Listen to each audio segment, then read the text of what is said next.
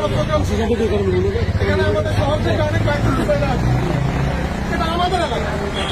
আমরা জানি বিগত 17 বছরে এখানে আওয়ামী লীগের কিছু শয়তান সন্ত্রাস কিছু লোক ছিল, বিগত সময়ে কিন্তু এই এলাকার মধ্যে অনেক অত্যাচার নির্যাতন করছে।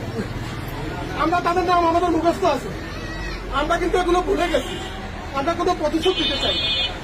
এখানে জামাতের প্রোগ্রামের মধ্যে এই ধরনের একটা ইফতার মাহফিলের মধ্যে কি হামলা করে জামাতের কর্মী আমাদের আলী একটা ছোট ভাই আকবরের উপরে যে হামলাটা করা হয়েছে, এটা কেন করা হয়েছে?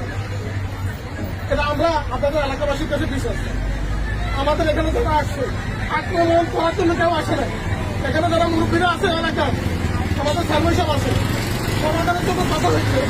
আমি আশা করি আমাদের কোনো পক্ষ এখানে কোনো ঝগড়াঝাটিতে আমরা যাবেন না। সবাই আমরা ঠান্ডা শান্ত হন। ওদিক থেকে যারা আসছেন এখন আমরা চলে যাবো। এখানে মুরব্বী যারা আছে তাদের সাথে কথা বলবো।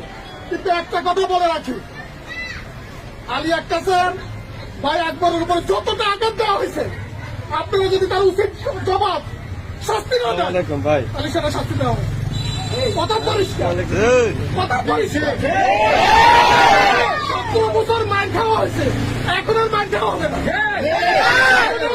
যতটা আঘাত করা হয়েছে ততটা করে আঘাত আপনারা যারা সালিশ দেন তারা দেওয়ার ব্যবস্থা করবেন, নচেত কিন্তু খবর আছে।